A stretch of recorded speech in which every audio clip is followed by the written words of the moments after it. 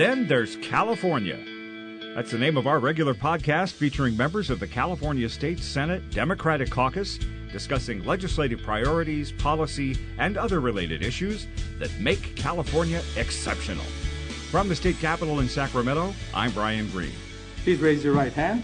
I state your name. I, Hurtado, Do solemnly swear or affirm do solemnly swear or affirm that I will support and defend that I will support and defend the Constitution of the United States the Constitution of The first women ever elected to the California State Legislature took office in 1919. They were 4 assembly members, and they were referred to back then, shockingly, as progressives, which is what they were. But after their victories in that previous year's election, only 10 other women served in the Assembly over the next 50 years. And the first woman wasn't elected to the state Senate until the late 1970s. In the 100 years since those first Fab Four took legislative office, the caucus of progressive elected women serving in the Capitol has expanded and retracted in its numbers. But 2018 was an amazing historical watershed for electoral gender diversity, with 127 women elected to Congress in 2018, and more women than ever before seated in state legislatures, about 28% of the total. In fact, women outnumber men in Nevada's legislature and in Colorado's House. And most important, a significant number of women elected to federal and state office are women of color, with our federal and state government leaders at least beginning to better mirror the gender and ethnic demographics of the communities that they serve. Here in California, the numbers are inspiring. 36 women, if I did my head count right, are serving in the just-convened 2019-2020 state legislature, dozens elected in November of last year, and several of those elected serving for the first time in state government office. State legislative work is a tough, exacting effort with a sharp and rapid learning curve, a lot of plates spinning, a lot of sacrifices, and being a public servant is not for the faint of heart. But they do it because they aspire to it. They love it. They are compelled to serve, and they're committed to their districts and their communities. And when you're a freshman lawmaker, it helps to have some seasoned colleagues at your side, with both the freshman and the seasoned lawmaker sharing and learning from each other. And it is that mutual sharing and learning notion that prompted us to bring together on this edition of Then There's California 2 state senators, members of the Legislative Women's Caucus, one a distinguished lawmaker who was just elected to her second term in the upper house, and another equally distinguished senator who was first elected last November and is beginning her freshman term here in 2019, and also has the distinction of being the youngest member ever elected to the California State Senate. Senator Connie Leyva of Chino, the 20th Senate District. She is the chair of the Legislative Women's Caucus. She's also the chair of the Senate Committee on Education. And Senator Melissa Hurtado from the Central Valley community of Sanger in the 14th Senate District. And as a freshman, she has already been appointed the chair of the Senate Human Services Committee. Senators, welcome to Then There's California. Glad to have you Good here. morning, Brian. Thank you for having us. Yeah, good morning. It's a pleasure to be here. We thought it'd be compelling to bring together a legislative leader and a legislative newcomer, so to speak, who's a leader in her own right. Have you swap some stories, share some respective wisdom, quiz each other, learn about life as a lawmaker here in California circa 2019. I mean, it's definitely been quite a year for women. In Congress, more than 100 women elected. Yes. In Nevada and Colorado, women have the majority in both houses, Yes. which I thought was extraordinary. Just some reflection on that as we begin this discussion. It's amazing, and I hope that women are finally coming into their time. After we saw the Me Too movement, I think it really compelled a lot of women to run for office because we know that things won't really change until women are at the table. I'm excited for the movement, for all the women that got elected, but I think there's still a lot of room for women to run and to take Agreed. those positions. And so I think there's a lot of work for us as women to mentor other women and encourage them to run and win. Yes. Agreed. So I just want to say, on behalf of the Women's Caucus and as a senator, welcome. We're so happy to have you in the Senate, Melissa. You bring a breath of fresh air, but even though you are the youngest member of our caucus, you have a lot of great life experience and you've already done a lot of good things, and you will bring to us a new perspective. And I'm just happy that you're here with us, and I'm happy that you will be serving. But I would love to know a little bit about what motivated you to run and why did you want to be in the Senate? Thank you, Senator Leyva. It's a pleasure to be here, and it's a pleasure to work with you and the other colleagues of our Senate, great mentors. And so I look forward to working with all of you and under your mentorship as well. But, you know, really what got me started in thinking, even considering for running for state Senate, was really a continuation of why I decided to run for city council in the first place. And after going to college and working outside of the Central Valley and coming back, I realized that poverty does not discriminate in the Central Valley. So true. It does not matter if you have a college degree or if you are the owner of multiple businesses. Poverty can attack anyone. And it certainly attacked me. It's attacked my family. I've seen poverty growing up as a child, but also, as an adult, as a professional. And I also saw that in a lot of other people that were close to me, family, friends. My best friend from high school was going through a really difficult time, single mother. She didn't have any money for formula to feed her son. And it was just a moment of well, what do? We want those good paying jobs. There's no opportunities to get those jobs. It's not like there's no effort, because there is. That's right. And so I've always been the type of person that I try to find solutions to problems, and I decided to run for city council. And I realized that on the council that we could do all these great things and create jobs and opportunities for people, but poverty makes that difficult as well. So somebody had suggested you should run for state senate. You can bring resources and opportunities to your district, and it's just a continuation of what you're already working on. And initially, it's a major challenge, right, to try to do something like of that sort. But I felt that there was definitely a need, and we needed a champion for our district, and I did it. Yes, you did. And I have to say that I love your story, and I love your heart, and I love your passion. And that's why you are going to be such an asset to us in the caucus. It's a women's caucus and in the Democratic caucus. And you're absolutely right. Poverty does not discriminate. And how can we as lawmakers make sure people have access to those good jobs, that your friend from high school doesn't have to worry about how she's going to provide the most basic need for her child. So happy that you are here. You've been here now for about a month and a half. What do you think? Anything you expected that did or didn't happen? How's it going? So I've only been here for a couple of weeks. Everything that I've expected has been pretty much true, but there's still a lot of time to go, and I think that I'll be surprised as I go. I'm learning a lot, but just really excited. And there's difficult times, but there's also a lot of times of excitement about the possibilities. Absolutely. So do you think we, as some of the more senior members, are doing a good job of helping you out? Because we should be mentors, and we should try and help any mistakes we may have made or anything that we had challenges with. We should hopefully be able to smooth that out for you. I hope that we are doing that. Yes, and that's been my experience so far. Good. Happy to have you as a mentor, and other senators as well. It's definitely made things a bit smoother. Good. I like to hear that. And I have to say that when I was first elected 4 years ago, one of the things that surprised me the most was how welcoming everyone is. Before you're actually an elected official, we see so many things on the news, and we hear how terrible legislators are and how cutthroat it is. And I really didn't find it to be that way. I found it to be that most of my colleagues were very congenial and really did want me to succeed. So I'm glad we're doing the same for you. So any goals, anything that you're looking to do in your first term or your first year? Well, there's a lot to do for the Central Valley and the rest of California. My big focus right now is making sure that we have access to health care and making sure that we have affordable, clean, and safe drinking water, making sure that we have preventative services for asthma, and that we look more into valley fever. There's a lot that we need to work on, and of course, jobs. Yes. Jobs, and we're also looking into the aging population. All of those are big issues, important issues. And I feel like you're in the Central Valley, I'm in the Inland Empire. It's funny, NorCal, SoCal, but I feel like our districts are very similar. We don't come from districts with a lot of wealth.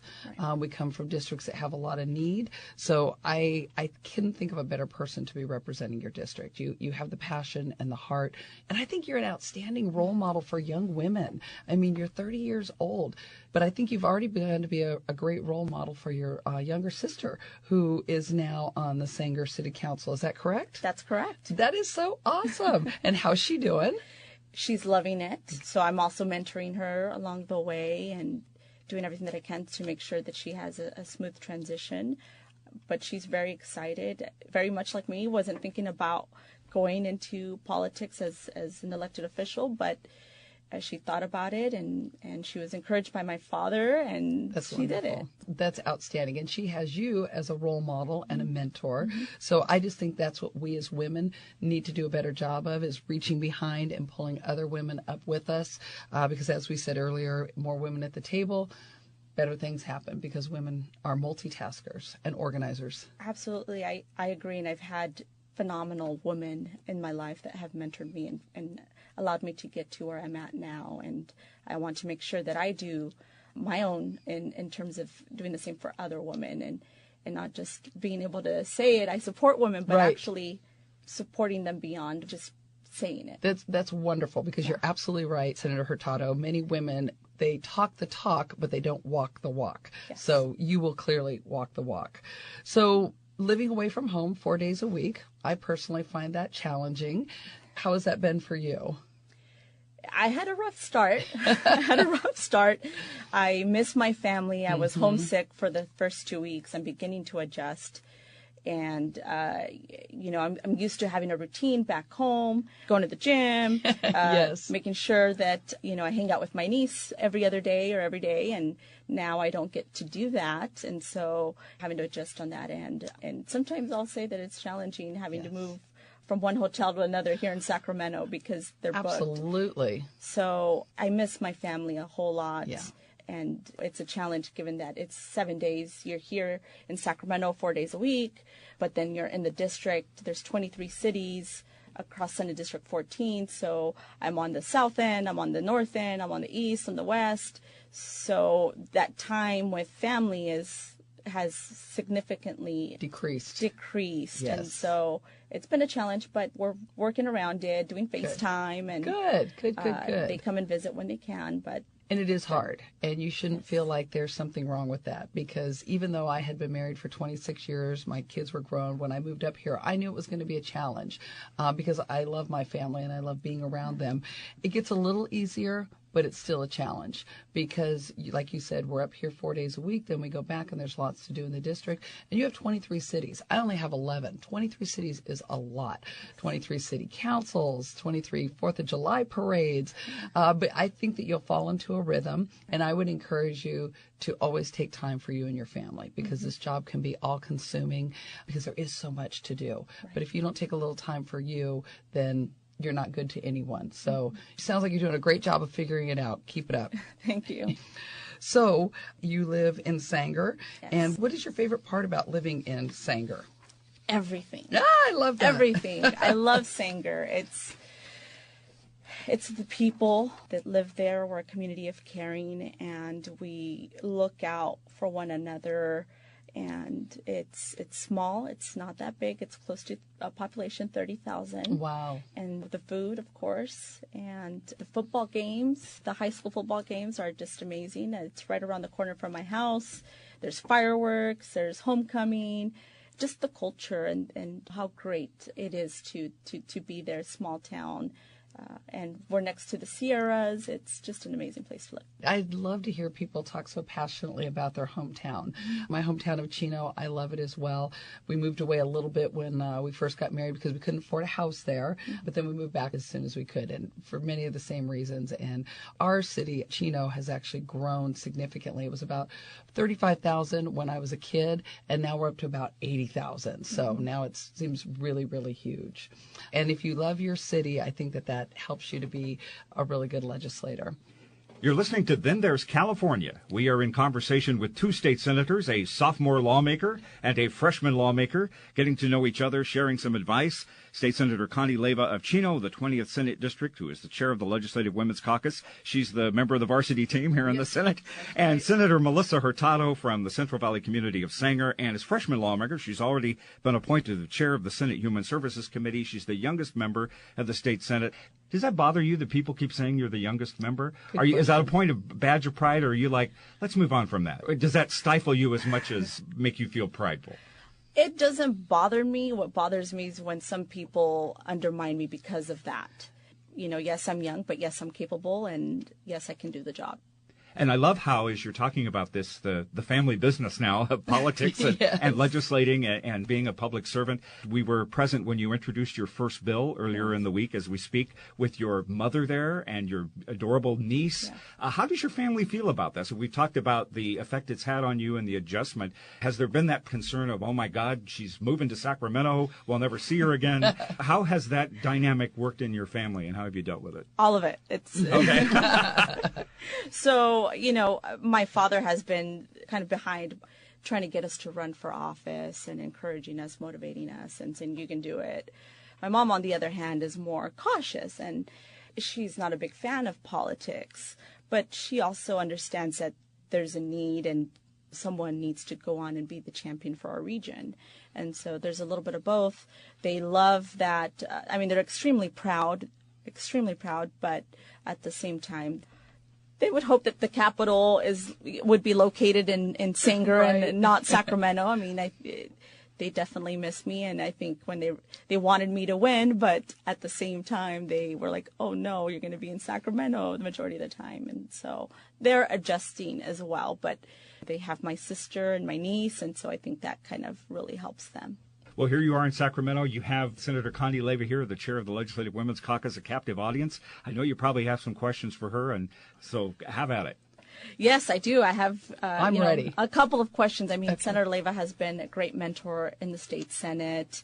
Just love her enthusiasm and her Thank you. her energy, and I always really appreciate her attire, her style. Thank you. And so I know I've mentioned that several times. You have. But Much appreciated. I really admire her. And so as a chair of the Women's Caucus, what advice would you give to young girls who hope to one day serve their communities as an elected official?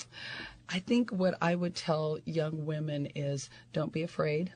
Don't let anyone tell you you can't do it, because it's still a man's world. And when we look at the legislature, we've had over 4,000 men serve in the California legislature in both houses, and we've only had a little over 160 women. So I think that for young women, not to feel intimidated, not to feel like they can't do it, not to think that they're not smart enough, and then find someone like you or I who will help shepherd them along. Do you feel that it's okay to sometimes be afraid or concerned with the possibility of running? Yes. I think what I should say is don't let fear stop you, because we'll all always be a little bit afraid. I'm starting my 5th year in the Senate, and there's still things that give me butterflies or make me a little bit nervous. Mm-hmm. And I always tell people, if you're nervous, that means you want to do a good job and you're concerned. So to young women, any woman, I would say it's okay to be a little afraid. It's okay to be nervous, but don't let it stop you, because you have something to offer. No, thank you. Well, you're welcome. And so what do you know now that you wish you would have known when you were first elected? I think for me, I had a 20-year career, and I'd been married a long time. I'd raised my girls. So I think I was in the lucky position of having really experienced life. I used to say to people, I'm new to this job, but I'm not new to life. But I think coming up here, you can never underestimate how hard it is living away from your family. Right. And I would say, candidly, in my 5th year, my 2nd term, I finally feel really well adjusted to the leave every Monday morning, come back every Thursday, got my little apartment, so I have a place that I can kind of call home when I'm away from home. So I think that I probably I knew it would be hard, but I underestimated how hard it would be. It's definitely hard. It's a challenge. And it is a challenge, and something that I'm experiencing and adapting to, but I really appreciate that you provided us with that insight into absolutely the past. But what were some of the challenges when you first came in on as senator? I think it was so different from the job that I had done before. I was the president of my local union, the president of the California Labor Federation. I was used to that dynamic, and then coming here and learning a completely different way of doing things. The job itself was just very different, going to committee hearings, so much reading and learning up on so many different topics.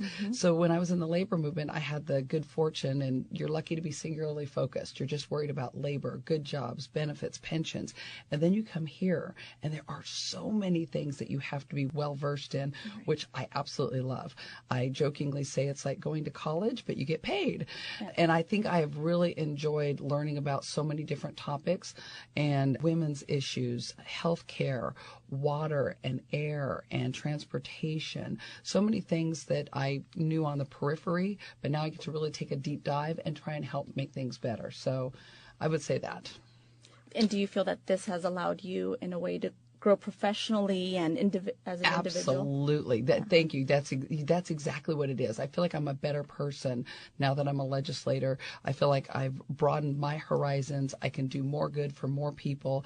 And when we're sitting in committee and people come and testify, I think they make us better legislators because they bring their stories and they can put a perspective on something we may not have had in our personal life. So yes, I feel like I've absolutely grown and that I'm a better person.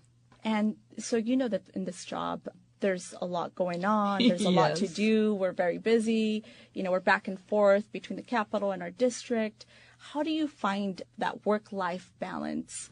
Good question. It's hard. And I think as women, we struggle with that even more because we feel like we can't say no and we want to be a part of and do everything. So for me, it is really my family. And I think my husband said it best when I first got elected. Someone was asking him a similar question and he said, we're more intentional with our time now. We make sure we find the time to be together. And I think we value our time together much more. But it's little things. It's just like, you don't realize how happy you are to be in your own home, to sleep in your own bed. But I think as a woman, I will always struggle with the work-life balance, trying as a 51-year-old to get better at saying no. And I would say to you, Senator Hurtado, it's okay to say no, and it's okay to take care of yourself.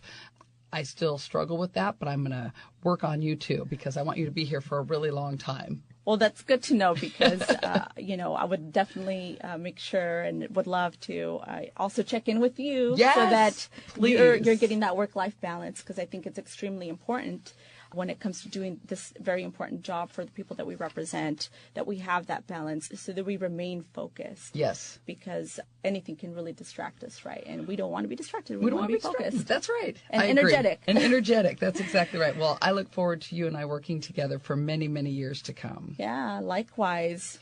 Thank you both for participating in this. And I know it's getting to be part of your DNA now, being up here and being part of the Senate. But I know it's been a sacrifice for your family, and it's really great to have both of you in the Senate family. Senator Leyva, you're an awesome co-host. I hope to have Brian. you back sooner than later. Anytime. And Senator Hurtado, thank you for being part of this conversation, and hope you'll come back and share the microphone with me again in the future, too. Absolutely. And an awesome mentor as well, Senator Leyva. Thank you. You're an awesome freshman.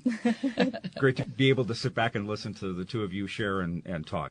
And that is a wrap for this edition of Then There's California. It's a production of the California State Senate Democratic Caucus with technical and production assistance from Martin Ashley, Brian Shadden, and Rainier Sabiniano, along with George Soros and McLenna Woods and Ariana Medell and Aaron Kasheshian, Lisa Murphy, and the graphic design talents of Tim Davis. I promise you, this podcast is a team effort. From the state capitol in Sacramento, I'm Brian Green. And I'm State Senator Connie Leyva. And I'm State Senator Melissa Hurtado. And thanks for listening to Then There's California.